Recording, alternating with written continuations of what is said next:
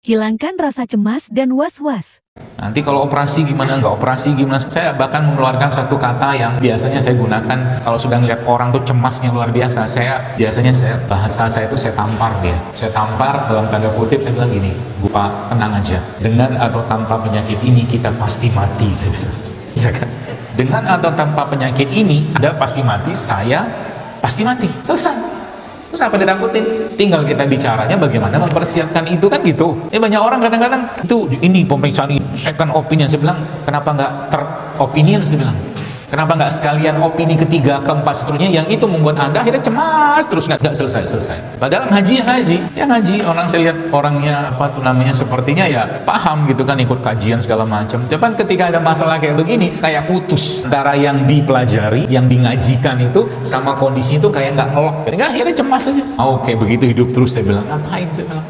Ya, nah, insya Allah kita akan bahas nanti supaya nanti hal-hal yang sebenarnya sepele, mungkin nggak terlalu penting banget, cuman karena was-wasnya itu kuat sekali, itu menjadi penyakit buat dirinya.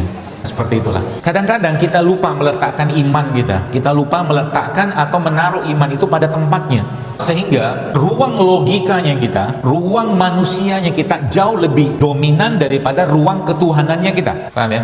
Ruang logika kita jauh lebih dominan, atau ruang ilmu kita itu jauh lebih dominan daripada ruang ketuhanannya kita. Sehingga apa? Lupa Allah tidak memerlukan sebab untuk mentakdirkan sesuatu. Nah, para sahabat radhiyallahu anhum sekalian, kadang-kadang seringnya mereka meletakkan ruang ketuhanan itu jauh lebih dominan dalam kehidupan mereka daripada ruang pribadi atau ruang manusianya dia. Ini memang butuh kerja keras, ya.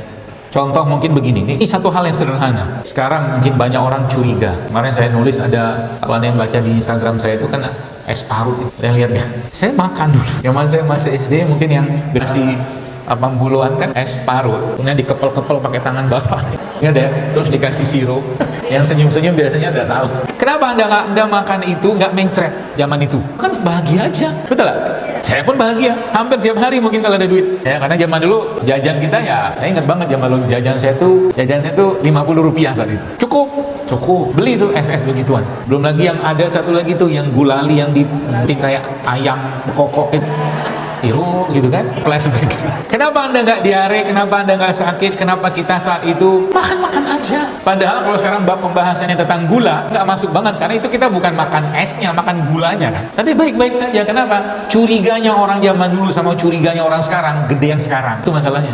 Sehingga apa? Racun hatinya di makanan tadi itu zaman sekarang dibandingkan dengan racun katakanlah, atau mungkin yang nggak sehatnya di makanan tadi, jauh lebih banyak racun hatinya. Itu masalahnya. Makan aja zaman dulu. Ada urusan. Kalau sekarang orang demen banget lihat orang-orang perindapan gitu kan. Saya kadang-kadang ketawa aja. Lah kita udah ngelakonin kok begituan. Anda pergi ke Jogja sampai sekarang, masih ada jamu cekok loh. Diobok, saya ngeliat video, diobok-obok pakai tangannya, dan orang dengan sukarela, lihat, dengan bahagia membawa anaknya untuk dibuka mulutnya, dimasukin jamunya oleh ibu tadi pakai tangannya. Aman nggak? Aman aja. Contoh ya. Kenapa? Karena percaya kan, nggak ada naruh curiga gitu. Ya, nggak naruh curiga sama yang jualnya. Ya, kita ini kadang-kadang dikit-dikit curiga, bahasa sekarang kan curigation gitu. Dikit-dikit curiga. Suami keluar sebentar curiga. Semua dicuriga. Sehingga hidupnya ngapain? Was. Padahal cukup dengan kalimat iman. Ya, kalimat iman yang dalam bentuk doa atau mungkin dalam bentuk obrolan kita kepada Allah, maka itu selesai. Ya Allah, aku titipkan suamiku kepadamu. Selesai. Mau dia ngapain segala macam, urusannya dia. Dia bikin dosa, Anda nggak tanggung. Gitu kan?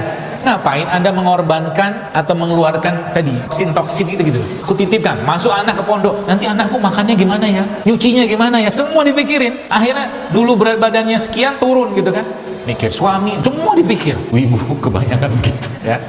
Aku serahkan, aku titipkan, gitu. Maka kita perlu belajar tawakal dengan istri Nabi Ibrahim, Hajar alaihissalam, ya kan? Apakah kau tinggalkan kami di sini? Apakah kau tinggalkan kami di sini karena Allah? Iya, jawab Nabi Ibrahim. Karena perintah Allah, iya. Maka Allah tidak akan mungkin meninggalkan kami. Selesai.